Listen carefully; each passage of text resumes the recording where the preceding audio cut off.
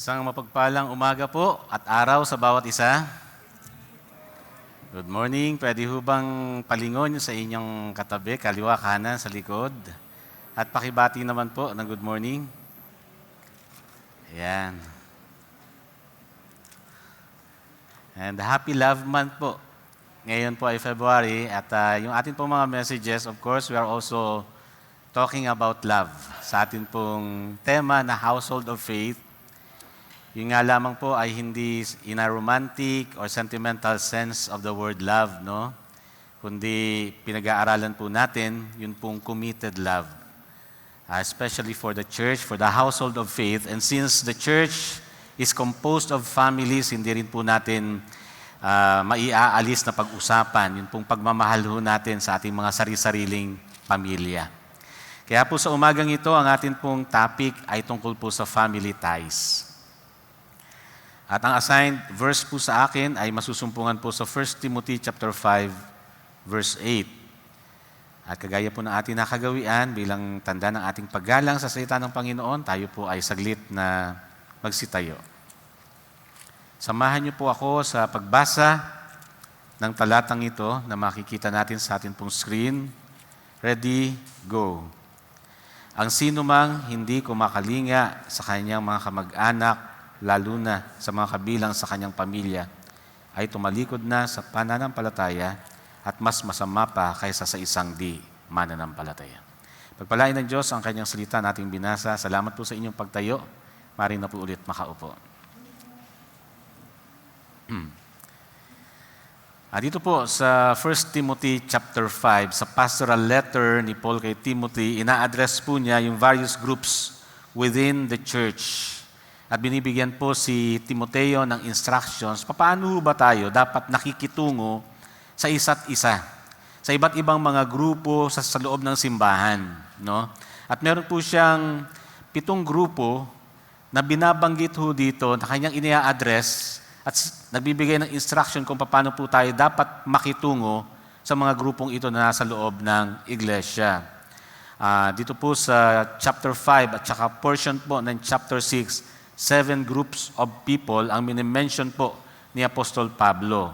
At una na po dito, yung grupo po ng mga older men in the church, yung mga matatanda sa loob ng iglesia. At ang sinasabi po ni Paul, they are to be treated with respect as a father. Ituring mo sila na parang mga magulang. Hindi sinasabi ni Paul na hindi po sila pwedeng i-reprove or i-rebuke, no? Kung meron po silang pagkakamali, pero sakaling ganun ang gagawin, hindi dapat kalimutan na ang mga matatanda ay dapat iginagalang at tinatrato sila na parang mga magulang. At ina-address din po niya yung mga younger men that they are to be treated as brothers. Ina-address din po niya yung grupo ng mga older women. And they are to be treated as mothers. Ganun din po yung mga younger women. At ang sabi po, they are to be treated as sisters with purity.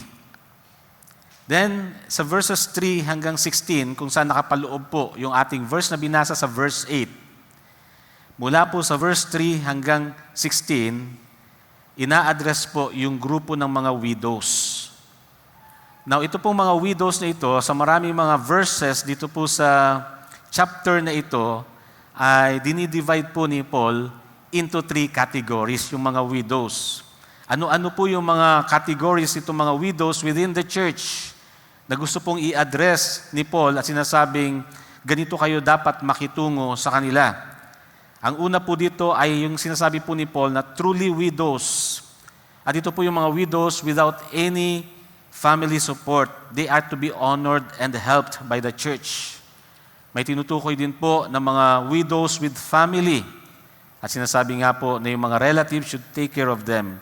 Then merong mga sinasabing mga younger widows, they are encouraged to remarry, kung pwede, rather than fall into idleness and gossip. No? And then, isa pa pong grupo, pang-anim na grupo, pag binasa po natin yung chapter 17 hanggang 20, ina-address po ni Paul yung tungkol po sa mga pastors and elders of the church. Paano ba sila dapat pakitunguhan? And then yung pong final na grupo, sa chapter 6, verses 1 and 2, ayun pong mga slaves or bond servants, no? Ay, hindi siguro gaanong relevant ito sa atin kasi wala naman hong ganun. Pero siguro pwede ho nating tingnan yung mga kasama po sa bahay, no? Sa ating mga sarili-sariling tahanan, papaano ho ba tayo nakikitungo sa kanila? So ito po yung mga various groups within the church, bumubuo ng iglesia na sinasabi po ni Paul ay dapat meron kang malinaw na instruction na ibibigay sa buong church kung paano dapat makitungo sa mga grupong ito ng mga tao within the church. Doon lamang po ang focus natin sa verses 3 hanggang 16 kung saan ina-address po yun pong mga widows.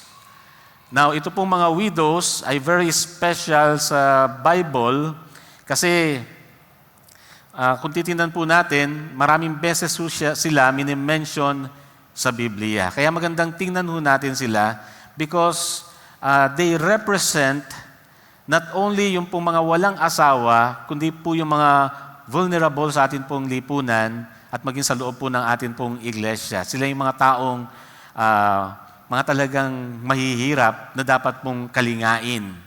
At may mga ganyan daw po sa loob ng iglesia. Now, 3 bagay ang gusto po nating tingnan sa atin pong pag-aaral. Unang-una, titingnan po natin yung prinsipyo na itinuturo dito. Pangalawa, pag-aaralan po natin yung prioridad, no, na dapat gawin, no, sa pagkalinga dito sa grupong ito ng mga mananampalataya. At yun pong pangatlo, yung practice o pagsasabuhay natin o pagsasagawa. Paano ho ba natin talaga pakikitunguhan at paano natin ito gagawin bilang isang iglesia, yung itinuturo ng mga talatang ito sa atin. Okay, so yun po yung tatakbuhan ng atin pong mensahe ngayon pong umaga at nais ko pong simulan dun sa prinsipyo, no? The principle. The first thing we must understand is that there is a biblical principle in caring for widows. Sa verse 3 ng chapter 5 na part ng binasa po natin na chapter, sabi ho dito, parangalan mo ang mga tunay na balo. May sinasabi ho dito na parangalan, honor the true widows in the church. Now when Paul says honor them, hindi po sinasabi sa atin na gumawa po tayo ng special service para sa mga balo sa loob ng simbahan.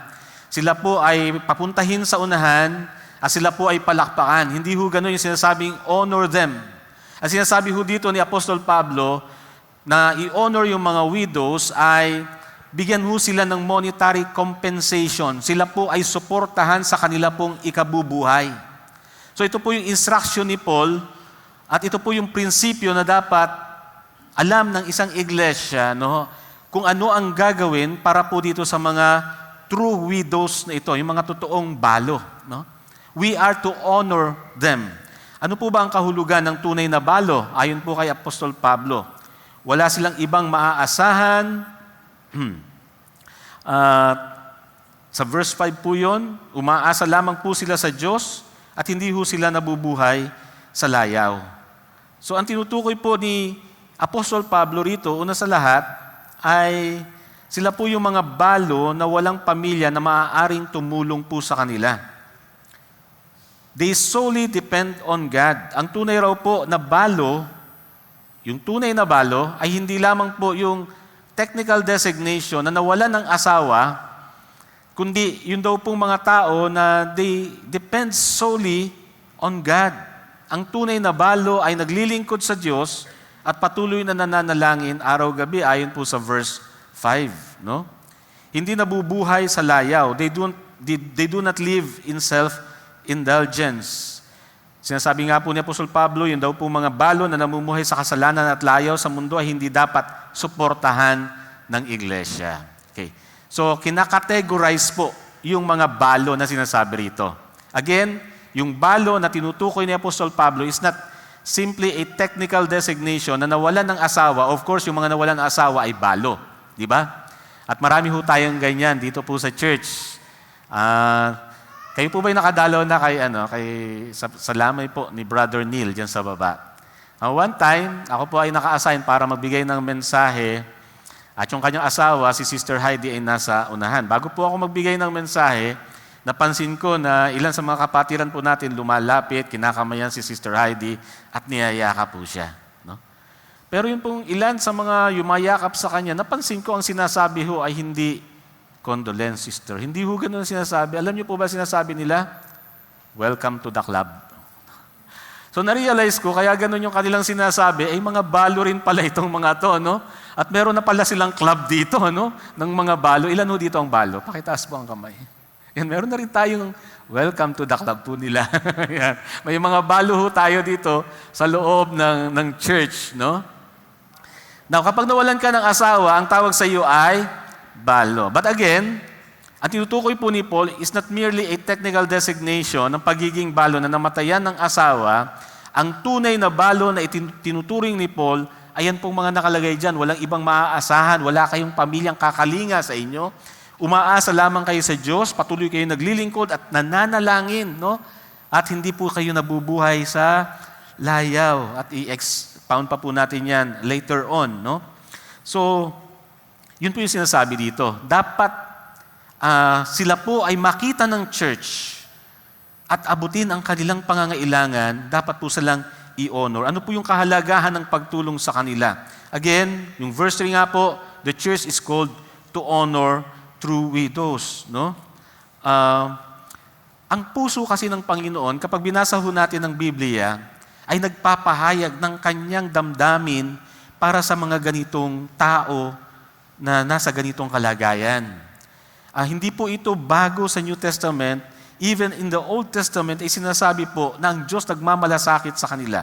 For example, Psalm 68 verse 5, God is the father of the fatherless and the defender of widows. So ang Diyos daw po ay tagapagtanggol ng mga widows. Kung babasa pa po tayo ng ilang mga talata sa Biblia, para makita kung bakit po dapat nating i-honor ito pong mga widows na ito, ay talaga mahahayag na ang Diyos ay merong puso o damdamin para po sa kanila. Ang Diyos ay may malasakit sa mga balo, sa mga mahihirap, at nais niyang ipakita natin yung kanya pong pag-ibig sa pamamagitan ng pagtulong po sa kanila bilang isang iglesia. For example, Exodus chapter 22, 22 to 23. Huwag ninyong aapihin ang sinumang babaeng balo o ulila. Kapag sila'y dumaing sa akin, tiyak na diringgin ko sila.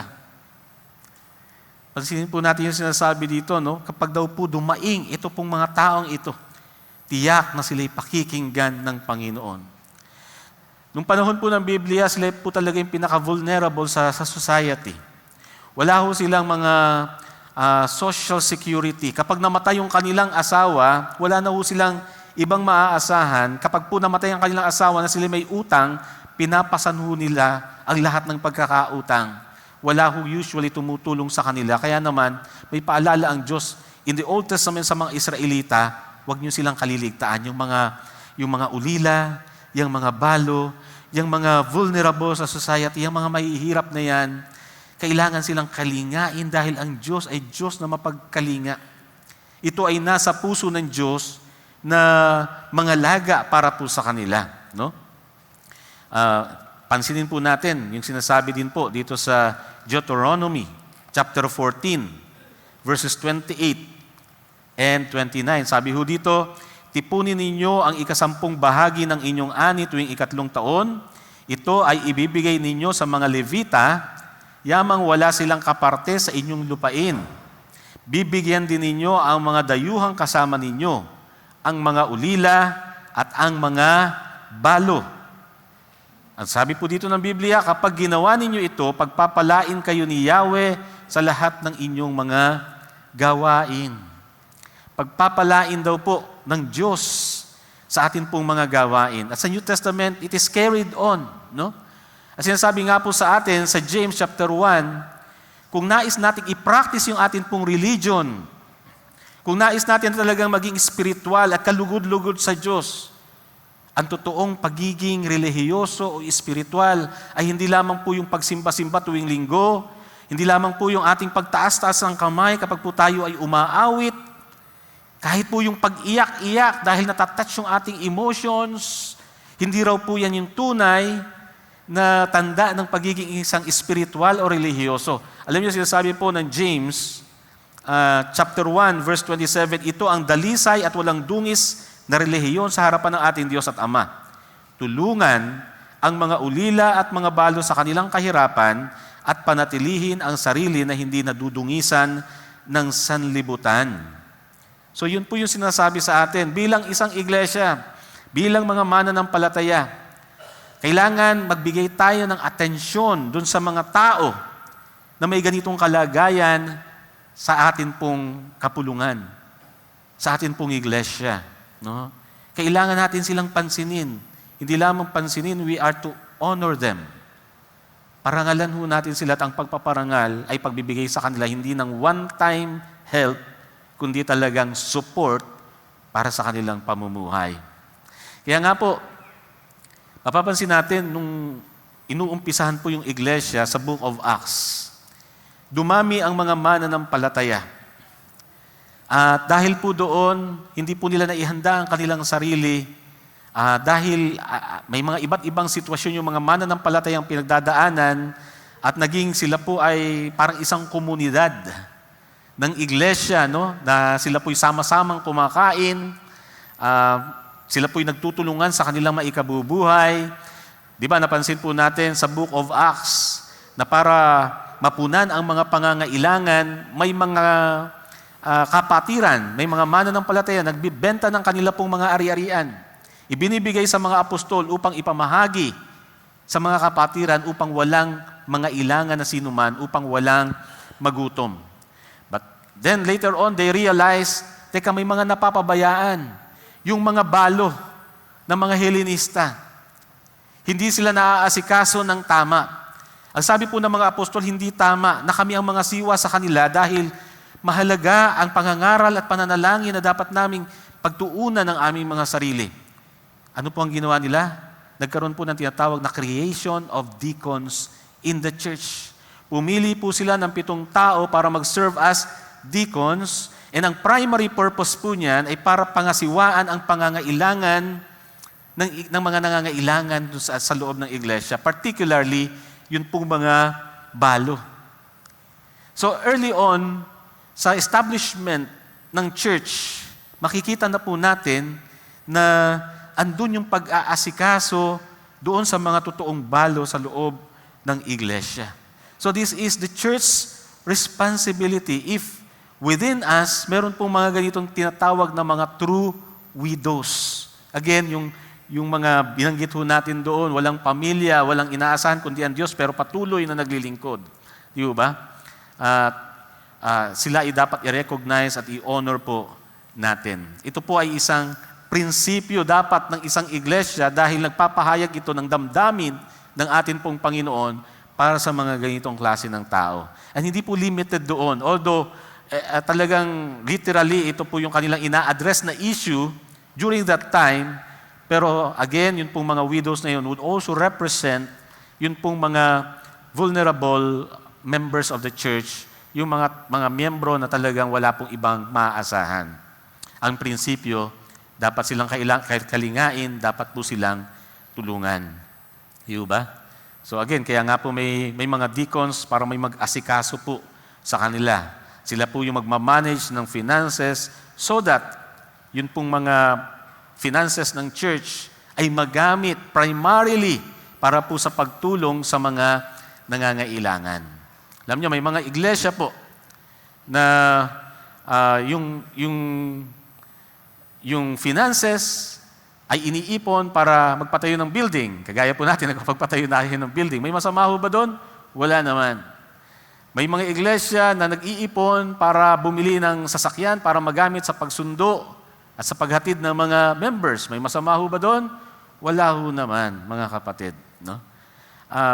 Ang mga finances ng church ay talagang dapat gamitin para sa pangangailangan ng iglesia. Subalit ang isa po doon na sinasabi sa atin, huwag ho nating kaligtaan, ay yung pong finances ay dapat din pong gamitin para po sa pagtulong sa mga nangangailangan. Malinaw po ba yun? Ito po ay mandate sa atin.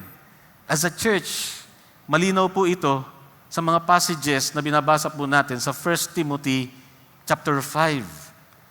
Ang finances ng iglesia ay minamanage hindi para impukin, hindi para itabi sa bangko, kundi gamitin para sa pangangailangan. That's the principle even in the Old Testament. Bakit may mga tithes? Bakit may mga offering? Para magamit yon sa mga pangangailangan, hindi para ipunin. Okay? So ito po yung prinsipyo na nakikita ho natin dito. Pero, puntahan po natin yung mahalaga rin pong itinuturo, yung priority, yung prioridad. Sa verse 4, sabi po dito, subalit kung ang isang byuda ay may mga anak o apo, sila ang unang dapat kumalinga sa kanya bilang pagtanaw ng utang na loob, sapagkat ito ay nakalulugod sa Diyos. Yan. Ano po ang prioridad na sinasabi sa atin ng Biblia? Ang pamilya muna ang dapat mag-alaga. Ang meron pong first line of support dapat, ang meron pong weight of responsibility para sa mga nangangailangan sa iglesia ay ang kanila pong pamilya at hindi po ang church. Okay, yung prinsipyo, dapat tumutulong ang church, pero when it comes to the issue of priority, hindi po yan dapat prioridad ng church, prioridad yan dapat ng mga may pamilya. Kung may pamilya yan na nangangailangan, dapat pamilya niyan ang tumutulong sa kanya. Sabi po dito, ang mga anak at apo ang dapat unang mag-alaga sa kanilang mga byuda. Minsan may mga naririnig ako na nagsasabi po ng ganito, hindi po responsibilidad ng anak na tumulong sa magulang. Responsibilidad ito ng magulang sa kanilang mga anak. In the first place, hindi ko naman sinabi sa nanay ko na ipanganak ninyo ako. Di ba? May mga ganyan, di ba? Ngayon, ilalagay natin sa ating kaisipan, ang pagtulong at pangangalaga, responsibilidad ng magulang sa anak, pero hindi ito pwedeng kuhanin ng anak na responsibilidad para sa kanyang magulang. Pag binasa ho natin ang mga talatang ito, kabalintunaan yan ng itinuturo ng Biblia. Malinaw ang sinasabi ng Biblia, may responsibilidad ang anak sa kanyang magulang. Hindi lamang po anak, ini-extend pa pati mga apo ay may responsibilidad bilang pagtanaw ng utang na loob. At ang sabi doon, ito ay nakalulugod sa Diyos. Kung ang atin pong mga magulang, ang atin pong mga pamilya ay may pangangailangan, responsibilidad po natin at nasa atin yung weight ng responsibility para tumulong sa atin pong mga pamilya, sa atin pong mga magulang. Ang pag-aalaga sa ating mga magulang at lolo, lola ay pagpapakita ng tunay na pananampalataya. So again, extended nga po pati mga apo. Lalo na po sa kultura natin mga Pilipino, meron ho dito nag-i-engage talaga sa apostolic ministry. Sino ba dito engage sa apostolic ministry? Yung bang tagapag-alaga ng kanilang mga apo. Ang dami hong ganyan, di ba? Ayan, si tatay. Ayan, si lolo. Di ba, nag-aalaga.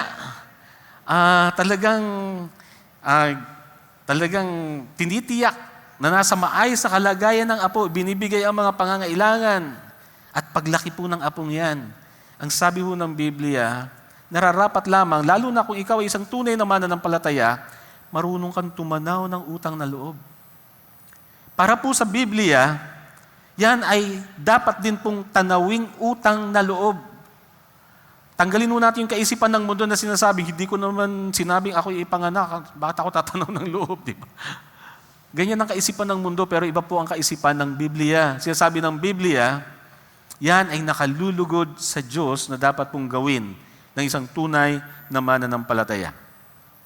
Ang responsibilidad, ang prioridad ng responsibility ay nasa una sa lahat, pamilya.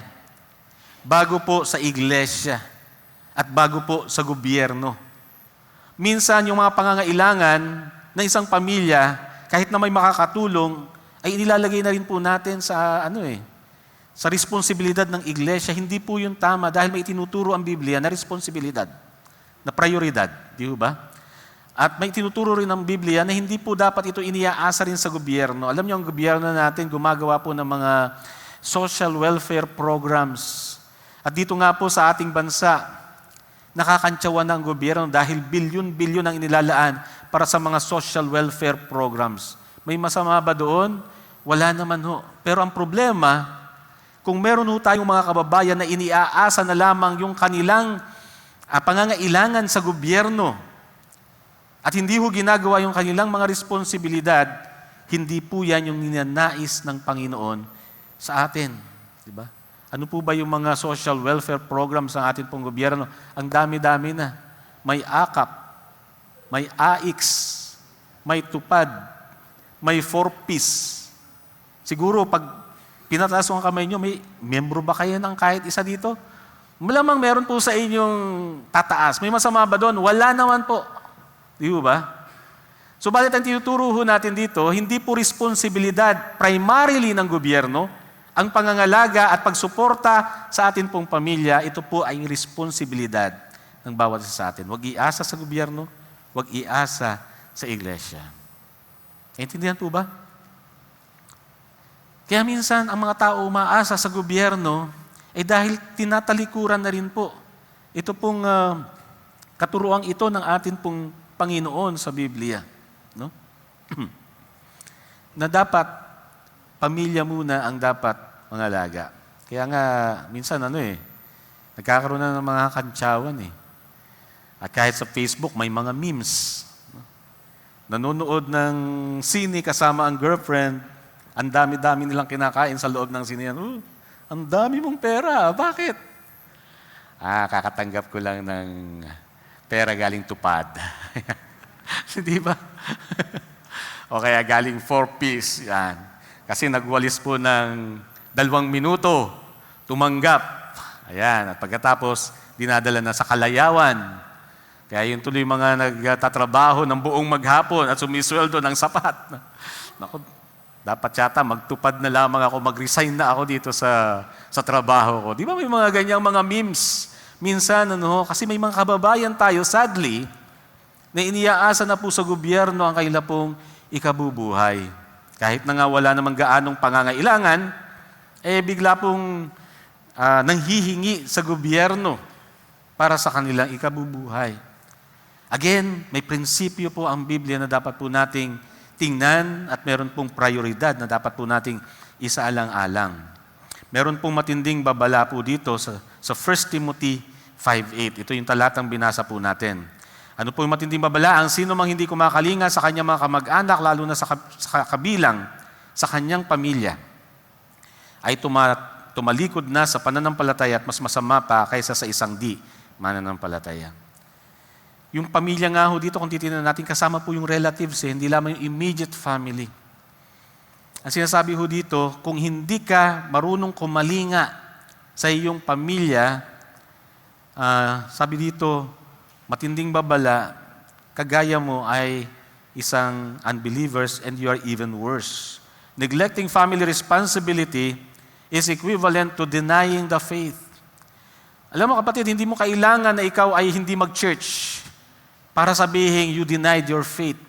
Pwedeng ikaw ay church ng church pero you are denying the faith. Hindi mo kinakailangan na gumawa ng ribulto para sabihin you denied the faith. Kahit wala kang ribulto, maaari pong you have denied the faith.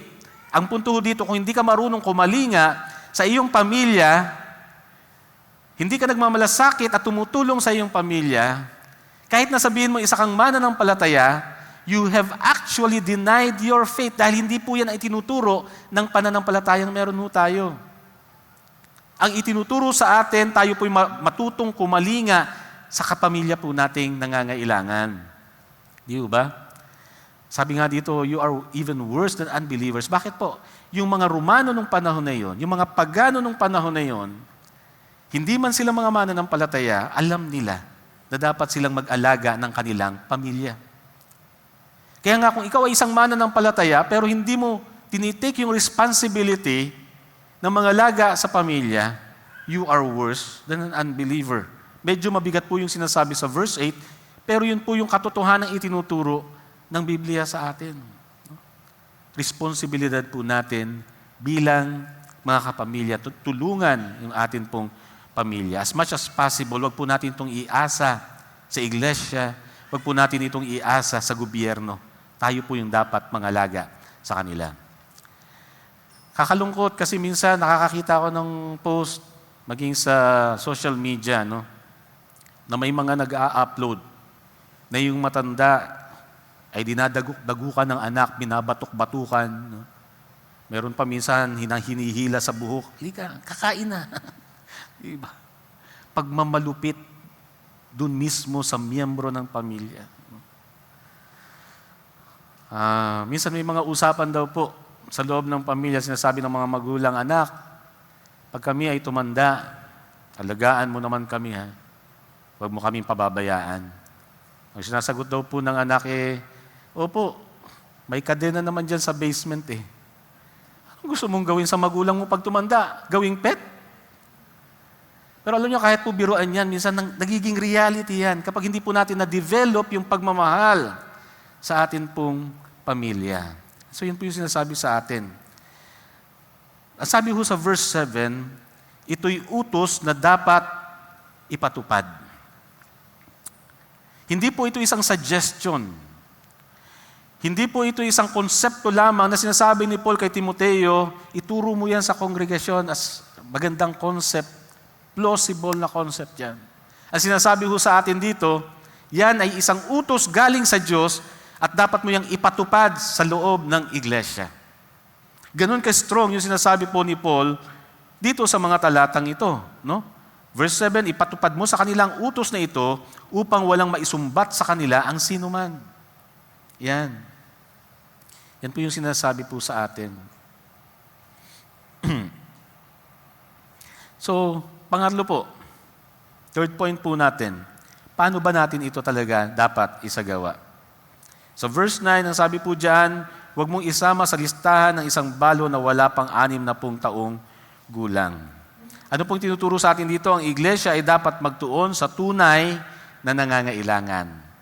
So may prinsipyo ng iglesia ay dapat tumulong, pero dapat pagtuunan yung mga true widows, yung mga tunay na nangangailangan. Not all widows should be supported by the church, only those with no one else to turn to. So verses 9 and 10. Since the church has limited resources, dapat po magamit yung mga resources na yon wisely. No? So yung focus ng church ay para doon sa talagang totoong nangangailangan. At again, hindi porket balo, hindi porket widow, ay dapat po ay responsibility ng church para tulungan. Okay? So ano po yung dapat daw pong isama sa listahan? Ano yung dapat nating pansinin ng mga miyembro sa church, within the church na talagang nangangailangan? Meron pong need test tayo. No? Ano po itong need test na ito? Sabi dito, mga may edad, 60 pataas. Bakit po ito sinasabi ni Apostle Pablo? It implies that they can no longer work or support themselves. Wala na silang kakayahan sa kanilang sarili. May edad na sila. No? Yung edad dito, pwede nating tingnan na hindi naman talaga eksaktong edad. No? Pero nung panahon nila, syempre ganun po. Pero ang point dito, ang ini-imply po dito ni Apostle Pablo, talagang wala na siyang kakayahan. Kahit naman 60 years old na, nabalo, nagtatrabaho pa, malakas pa ang katawan, hindi po sila kasama dapat sa listahan dahil kaya pa nila yung kanilang sarili. So yung edad dito nag-i-imply na itong mga taong ito, matanda na, wala na ho silang kakayahan. Pangalawa, may moral test. Dapat sila po ay naging matapat sa kanila pong asawa. They have shown faithfulness to their late husbands. No? Wala hong maipupula sa kanila, hindi ho sila naging mga taksil ng mga asawa. At ngayon na walang sila ng asawa, ay talagang malungkot yung kanila pong kalagayan dahil sila po ay naging tapat sa kanila pong mga asawa. They are also known for good works. At yan po yung service test. Yan. So kailangan po na alam po natin ito pong mga bagay na ito. Merong need test, talaga ba nangangailangan yan? May moral test, karapat-dapat ba yan sa pagtulong dahil tapat yan sa Diyos at sa kanyang asawa? Meron pong service test, yan bang taong yan ay dati nung may kakayahan pa, siya ay naglilingkod din sa mga kapwa mananampalataya, hindi siya maramot, no? Ginagawa niya yung kanyang makakaya para sumuporta sa iglesia, karapat-dapat po sila na bigyan ng honor sa loob ng iglesia. They should be included in the church list. Yan. Paano po yung mga younger widows? Ang sinasabi po ni Paul, sila ay i-encourage as much as possible, kung pwede pa silang mag-asawa sila para may susuporta rin sa kanila at mas maging maayos yung kanilang pamilya. No? Pero ang iniiwasan po dito ay ito pong mga younger widows ay maging burden lamang ng church dahil kung wala silang magawa sa buhay, ang gagawin daw po nila, sila ay magbabahay-bahay, hindi lamang para humingi ng tulong, kundi para makichismis. Yun usually yung tendency ng mga tao kapag wala na ho silang magawa sa buhay. Kaya hindi po sila pinapasama sa listahan. Okay, to wrap this up, caring for widows is both the church's responsibility and a personal way of Christians to demonstrate true faith. So meron po tayong tinatawag na collective and personal responsibility. Dito po sa ating pinag-uusapan, the church has responsibility, all of us as a church. Kailangan po natin ma-identify yung mga talagang nangangailangan and we should extend help and honor para po sa kanila if they are qualified ayon sa sinasabi po ng Biblia. And hindi lamang po yun, tayo personally ay dapat din po nating i-involve ang atin pong sarili bilang pagpapakita ng ating pananampalataya na tayo po ay handang tumulong lalo na po sa atin pong pamilya. No? Dapat po natin na sundin ang biblical examples, i-prioritize yung right order of care, and apply po yung practical guidelines para po tulungan yung talagang mga nangangailangan. Okay. Pero, again, dun po sa verse natin, let us remember, yun pong 1 Timothy 5:8, the weight of responsibility to help the needy falls on the family. If we fail to take care of our own families, especially those in need, sinasabi po sa Biblia, we are worse than an unbeliever. Ano po ba ang mga dapat po nating gawin sa kanila para tulungan? Magbigay po tayo ng physical care sa kanila. Kung meron tayong kailangang i-support sa kanilang pagkain, sa kanilang mga pangangailangan, let's do that, mga kapatid. Emotional care. Ibigay din po natin ito sa mga kapamilya nating nangangailangan. Ipadama natin na nandyan po tayo para sa kanila. Alam nyo, malungkot. Minsan, yung mga tao ay gusto na lamang po, kapag tumatanda na yung mga magulang, na itapon na lamang po sa home for the aged. Minsan yung kinakatwiran, mas maaalagaan sila doon. Masama ho ba na dalhin sa home for the aged ang mga matatanda? Palagay niya. Masama ho ba na dalhin sa home for the aged? Alam niyo po, depende. Depende po yan. Kung dadalhin po natin yung mga matatanda sa home for the aged, dahil alam natin mas equip sila to care for our elderly, gawin ho natin yon dahil yun pinakamabuti para sa kanila. Masama na gawin po natin yon kung gusto lamang po nating umiwas sa responsibilidad and we feel na masyado ng burden sa akin. Yung aking magulang, ayaw kong magpasan sa kanya. Yun po sinasabi nating masama. Alam nyo, minsan may mga naririnig po akong kwento sa mga pamilya na nag-aagawan po sa kanilang magulang na matanda na para sila raw po ang mag-aalaga. Pero ano ang motive? Bakit po sila nag-aagawan? Hindi po talaga para alagaan. Ano po ang motive? May pension. May maibibigay na inheritance. Kung sino ang nag-aalaga, baka siya yung mas makinabang sa pension, baka siya yung mas makinabang dun sa inheritance, sa kayamanan ng kanyang magulang. Kaya nag-aagawan. Minsan nag-aaway pa yung mga anak. Ako nang mag-aalaga sa magulang natin. Oh, parang ang ganda, no? Pero, yun pala naman, iba yung motive. Hindi para alagaan.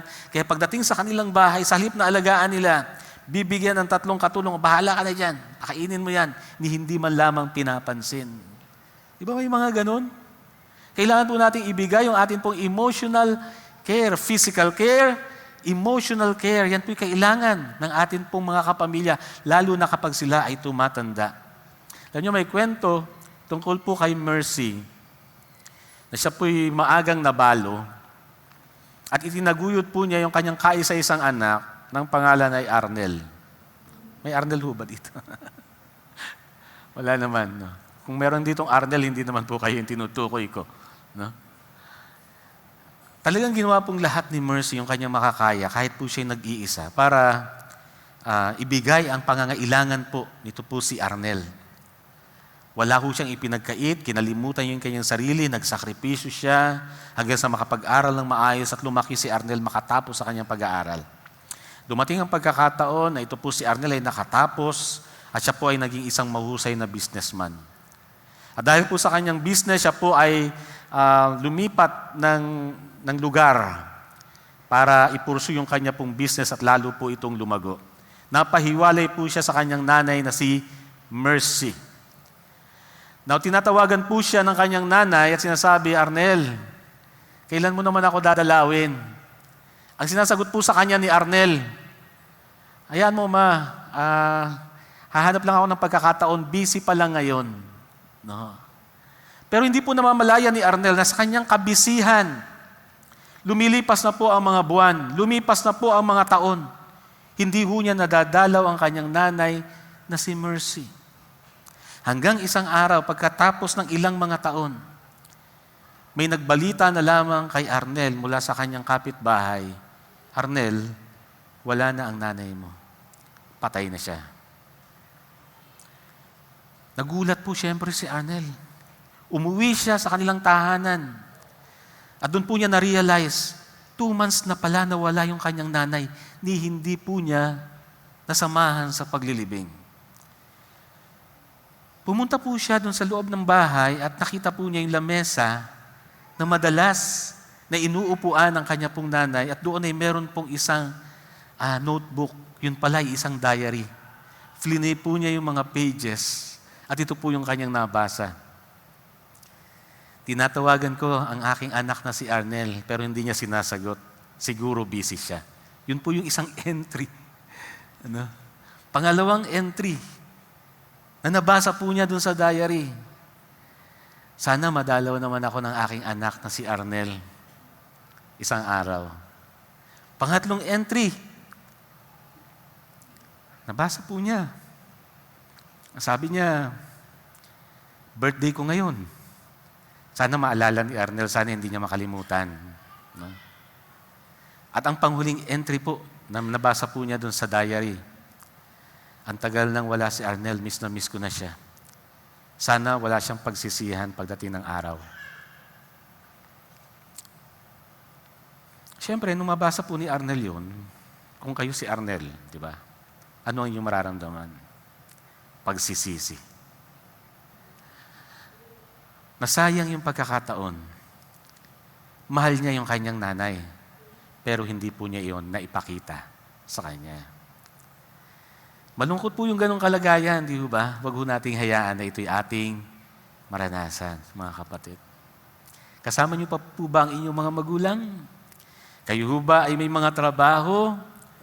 Ibigay po natin yung physical support. Ibigay po natin yung emotional support. At panghuli po, mga kapatid, dito ko natatapusin. Kung hindi pa po mananampalataya ng inyong pong kapamilya, bigyan po natin ng spiritual support. Bahaginan po natin ng salita ng Panginoon. Ang hindi kumalinga sa kanyang kamag-anak, lalo na sa miyembro ng kanyang pamilya, ay nagtakwil ng kanyang pananampalataya at mas masahol pa sa hindi mananampalataya. Pagpalain po tayo ng ating pong Panginoon.